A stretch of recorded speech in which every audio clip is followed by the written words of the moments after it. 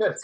I'm able, and I'm the founder of the Love Us Project, which is a comfort and inspiration station for people who have experienced the loss of a child, baby, and pregnancy. And I'm here with Kelly Farley. And Kelly Farley is the founder of grievingdads.com and the author of Grieving Dads to the Brink and Back. So thank you so much for taking this time, especially as you're transitioning back your holiday schedule and have a million things going on. So yeah, really thank you No so problem. much for carving out this time and space.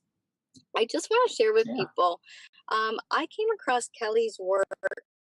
I was actually curating a resource list that I wanted to be able to offer other people who've experienced baby loss. And because I know from my own experience that it was often really hard to find really good support.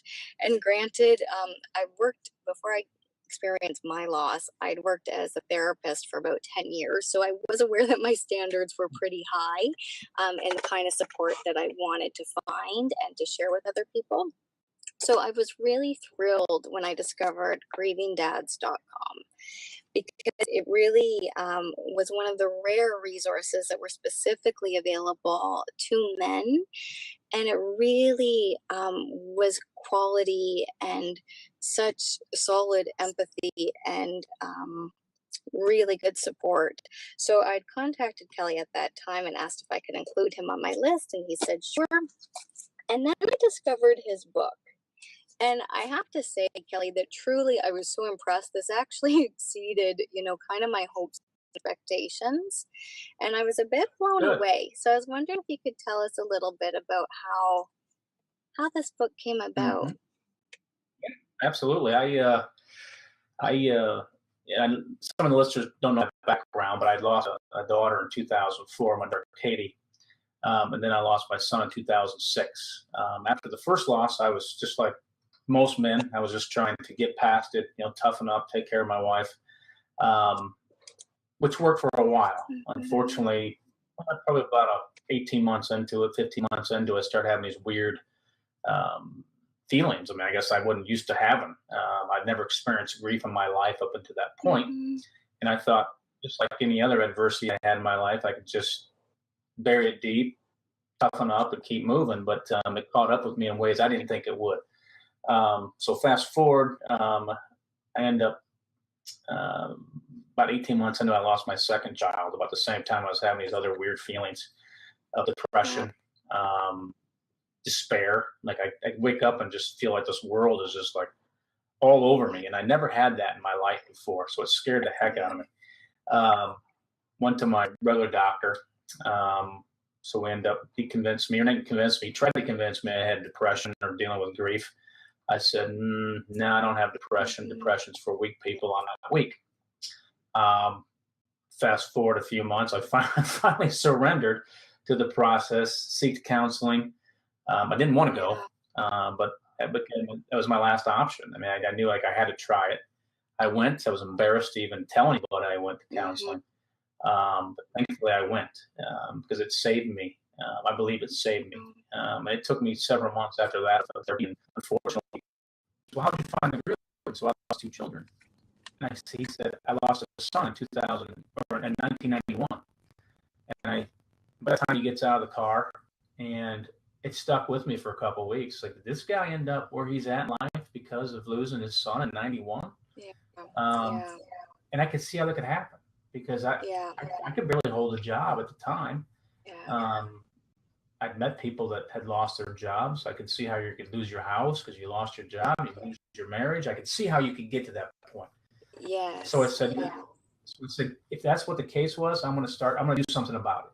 And so I started Grieving Dads. Within a couple months, I had tons of people following me. So I knew there was a need for it. Then the book kind of came to be into that. So that's how the book idea came to be. Now, the whole process for writing the book is a whole other topic. But I did travel all around the United States, interviewed some people from Canada in the book, and interviewed thousands of men, actually. Some of them, not all of them face-to-face, obviously, but I'd say probably about 30 of the guys I interviewed face-to-face. The rest of them were over the phone or email or whatever. but I knew it needed to be a cross section of men from miscarriage, stillbirth, to an 80-year-old guy who lost his 5-year-old daughter in a plane crash. I mean, it had to be across the board, all walks of life. So that's kind of how it came to be. Well, and it's interesting that you say that, because that's actually one of the things that stood out to me and that resonated with me most about this book, was that it was such a cross section and that it covered every possible way in a sense of how loss of a child comes about, and it's covered from pregnancy to 30-year-olds. And for me, I think that I think it was in an interview I heard you doing with somebody else, where you had talked about the idea of attending a funeral for a 4-day-old baby.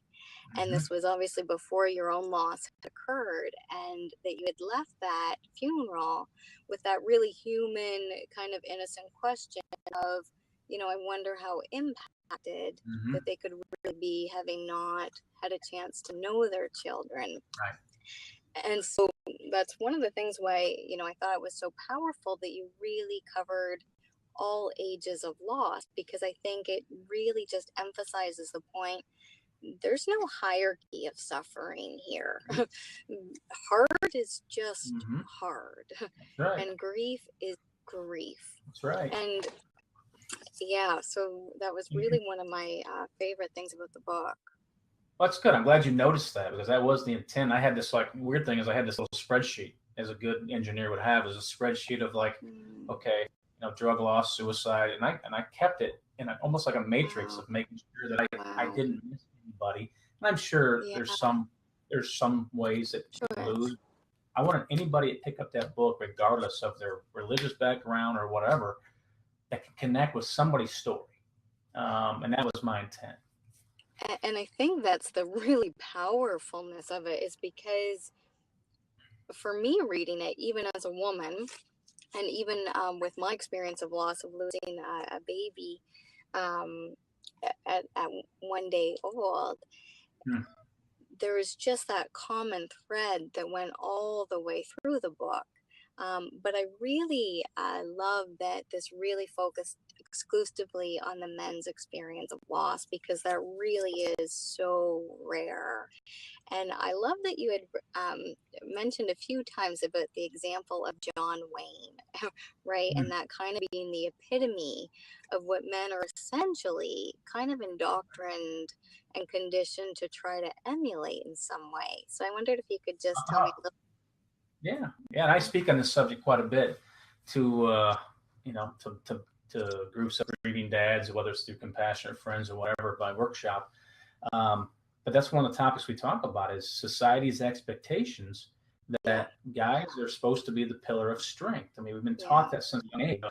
Big boys don't cry, man up. You never hear it's okay for a girl or a woman to cry. It's acceptable in society. So a lot of men get the bad rap of being angry, but that's one of the emotions that society is somewhat comfortable with in men, is that, well, he's angry. That's okay. I mean, they're happy with the fact he's angry, but he's angry. But nobody's comfortable with an openly grieving guy that's crying. Right? Everybody gets uncomfortable. Right. I get uncomfortable with it. Not so much now, but before it was like, ooh, I want to get away from this situation as quickly as possible. What am I supposed to say or do? Because this is not normal. The book, I try to capture it and make it is normal. It's a normal reaction to a not so normal situation. I mean, you lost your child. It's okay to cry. It's okay to cry. Right. And I look for men's support books out there. When I was going through it, that's how I knew there was a void. There was just nothing out there for guys. It's just not from the tone that I needed to hear. No. Was gloves off. Yes. Tough talk about real. It. Just very real. Right. Without an agenda. Right. That's right. And somebody that actually been through it, not from somebody who writes it from a position of theory. That's right. Right? Yeah, and I think that that's something that as a therapist I encounter in my practice all the time, which is, in my opinion, as a culture, we're kind of pretty aware these days of the pressures that women face and what they're supposed to conform to, right? We're supposed to look a certain way and act a certain way. Right, right, But right. I think That's that right. men really also face just as strong pressures to really live up to certain ideas of manhood. And I think that there's costs of that.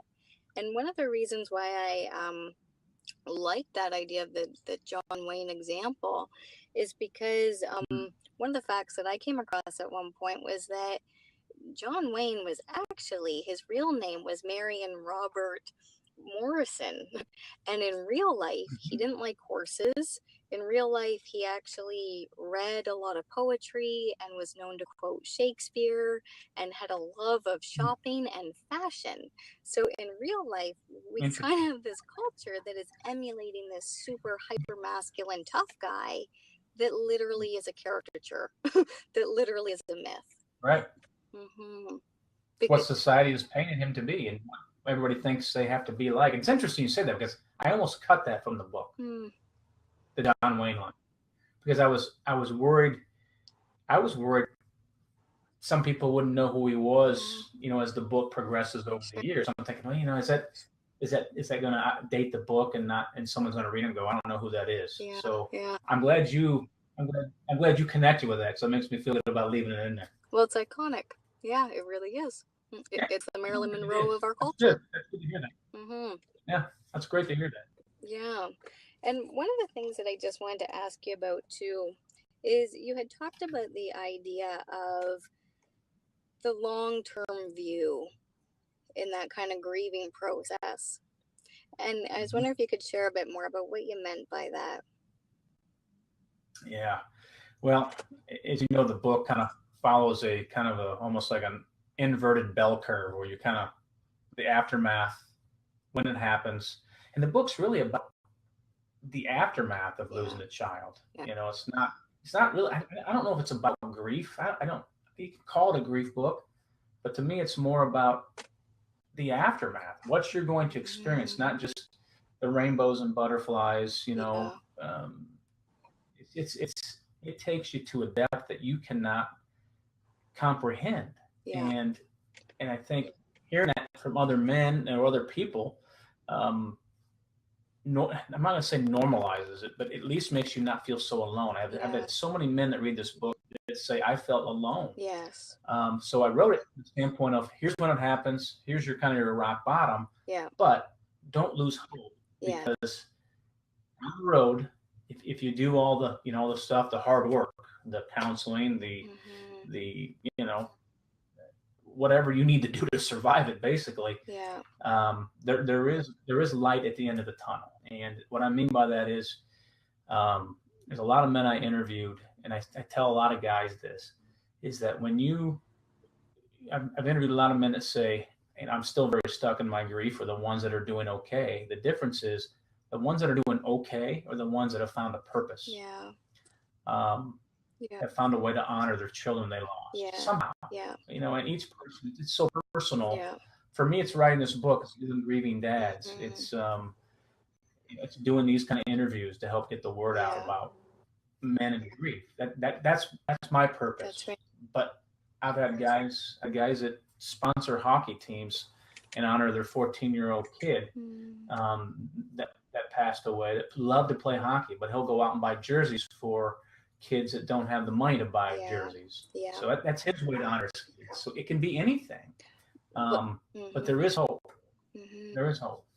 Well, and the two pieces to me that stand out in that, one is that it's the opposite of just pushing away, right? That just pushing away the emotions, just pushing away thinking about it, which I think is kind of what we almost feel like we're supposed to do, right? We're just supposed to be over this at some point in time and move on with your life, where it's like it doesn't exist.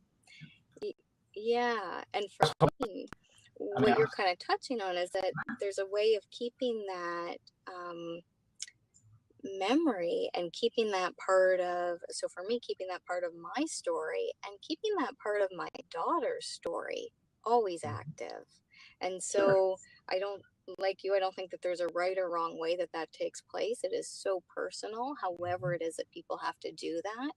But it's really the opposite of just trying to turn it off and just trying to get better and just trying to move on. Because I think what you've touched on, which I really believe in, and I've seen so many times as a therapist, eventually that bottoms out for all of us, right? For absolutely all of us, because this stuff is just bigger than us. It really is. So I kind of felt fortunate in a way that I'd worked in this field and kind of seen enough that when I had experienced my loss, which definitely came as a great shock and trauma to me, I did know that I was at a crossroads. I knew that this was the kind of thing that had the power to really pull me into this hole, and that I would not get back on, because like what you've mentioned with your homeless fellow that you talked to, we're all at risk, right? We are. We really are. This stuff is bigger. I didn't think I was. I thought I was above, I don't need therapy. I don't get down. I just power through it. That's what I was taught to do as a kid. You power through it, you toughen up, you get through it. But it impacted me, like I said earlier, impacted me in ways I didn't think it was possible, and took me to depths I didn't think was possible for me. And that was a result of not facing it. And I tell guys all the time, you need to learn to be transparent. You need to learn to be vulnerable. And which is not easy for anybody to do, but especially men. I think it's a challenge for them. Yeah, I think so, for sure. Yeah, I know how hard that is as a woman, and even as a therapist, knowing that this is what you're supposed to do. And I still push back on it at times, because it's uncomfortable. That kind of vulnerability, that kind of honesty is hugely uncomfortable. And so I think that's a really neat point. And for me, obviously I'm a little bit biased in this view, because this is the work that I do and that I'm into, but I very much believe we either kind of make room for it now or it just kind of comes back later, that this really is, it doesn't just go away. In some way, right? I think there's a quote in my book that says, you close the door on grief, but it will peek in through the window. Yeah, well, there's a lot of truth to that. Yes. Yeah. And I think that's what you really express, what I love that you express in this too, is that the idea that there's not a right way to grieve, that we kind of have all of these ideas in our head. Actually, I don't know if that's fair to say.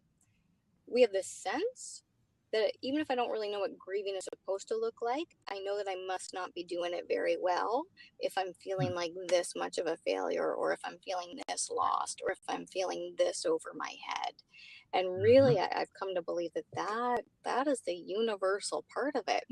This is just bigger. It really is.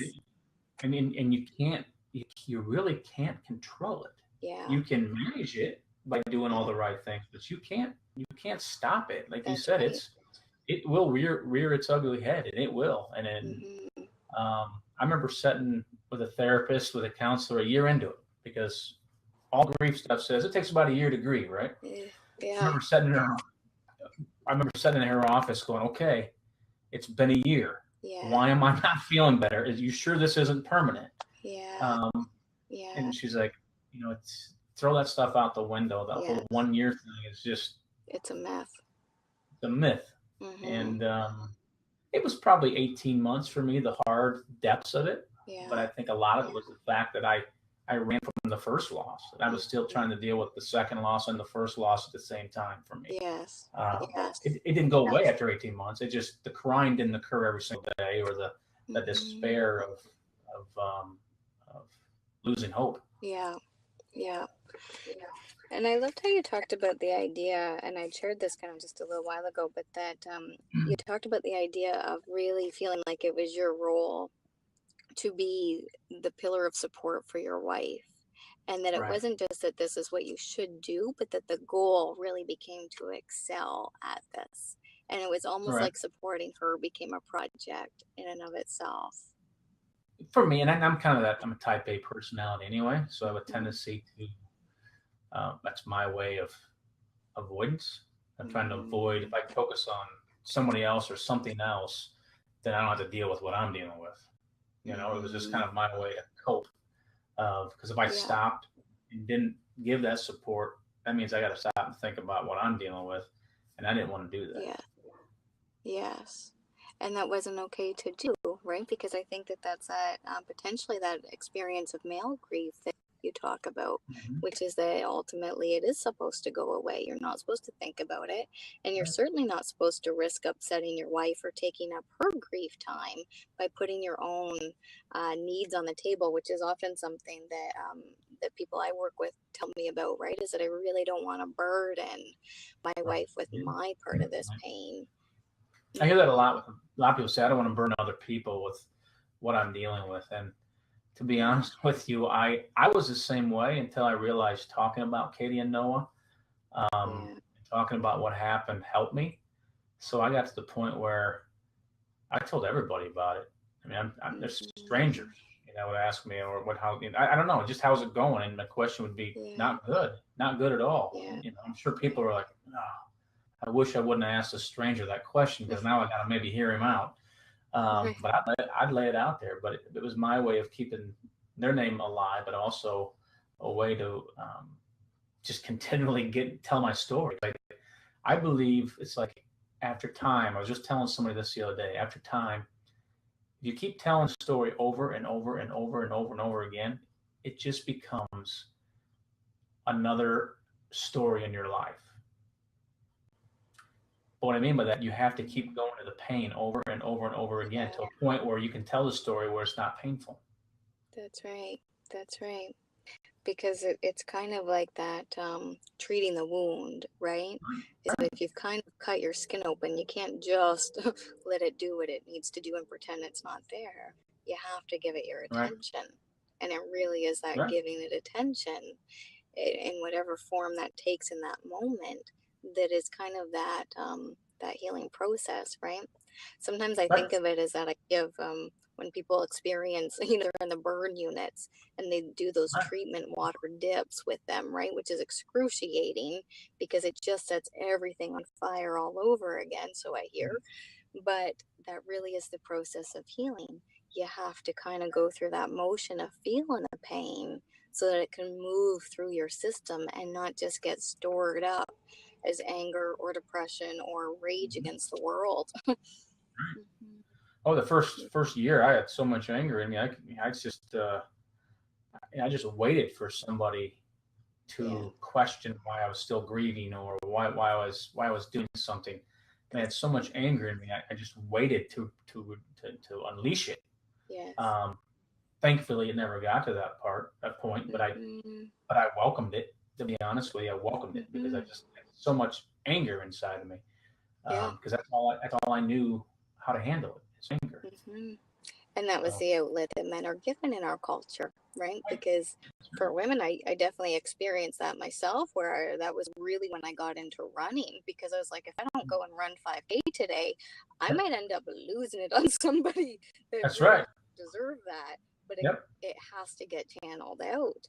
And for me, I think that pressure or that outlet for men is so much greater because that becomes the only acceptable avenue to channel it. Emotion is just energy, right? Hence we need to move, we need to do things. It's a stored up energy that it has to go somewhere, or what else happens to it? It just festers because it's real and it's there and we feel it.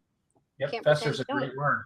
Fester's a great word, and I've used that a lot in my blog posts. I got a blog post called Fester, and it's about that topic of not. A lot of men self-medicate. I hear that a lot. Either through alcohol, mainly through alcohol is what I hear.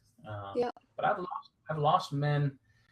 Unfortunately, I've lost men that follow grieving dads to suicide because they couldn't handle the pain. They couldn't handle the pain of finding their son that had died of a heroin overdose. They couldn't survive it, and I get it. I understand the depths of that pain. Fortunately, I never got. It's real, and I never got to the point where I was suicidal.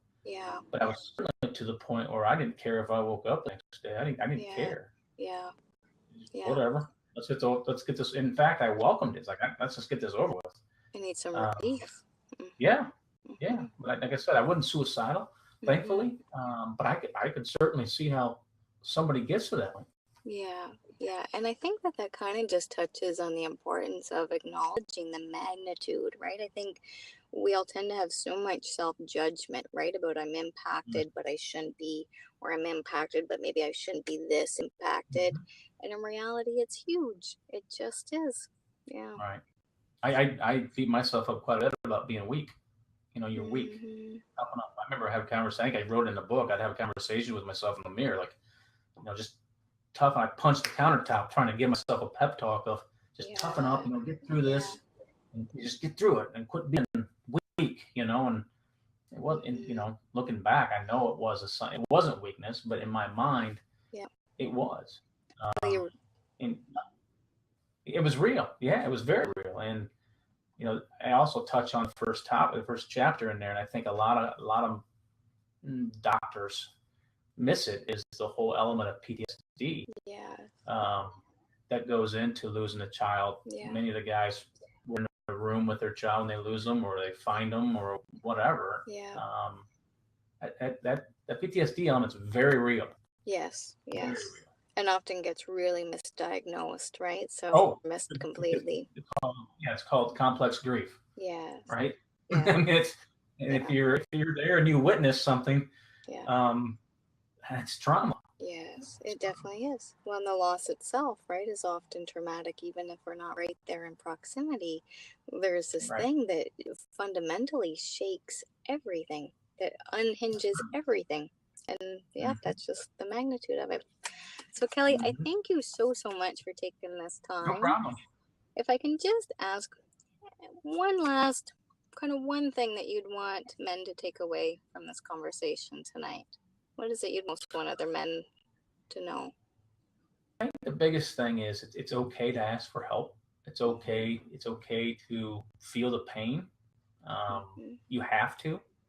This is something that just, you can't wish it away. You have to process it. And to process it means you got to talk about it. You got to feel it. But also know that there's hope, and that you won't always live in that depths of despair. If you're living there now, I come out the other end, looked around and says, okay, what else? What can I do with my life to make a difference, to honor Katie and Noah? And honoring my children and find a path in life to do that has created a great sense of not just accomplishment, but a great sense of like a purpose, that I'm doing something to make a difference.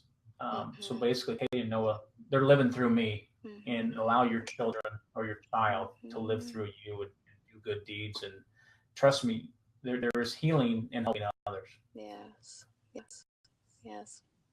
I absolutely agree. Yes. So thank you so much, Kelly. Much appreciated. And I am going to have a copy of this replay for anyone that would like to access it. I'm going to upload it onto my website, lovelossproject.com. I'll send Kelly a copy as well, so he'll also have that, I'm sure, floating around somewhere. So Kelly's work, again, is Grieving Dads. I truly can't recommend this book enough. It is good. It is awesome. I think it's great if you are going through this, if you're a guy going through this, or if you just want a little bit more understanding of a guy in your life who's gone through this, because this will help get you an insider view in a really powerful and rare way. So thank you so much, Kelly. I will see you next time. Thank you. I appreciate your time. All right. Take care. Okay, take care. Bye.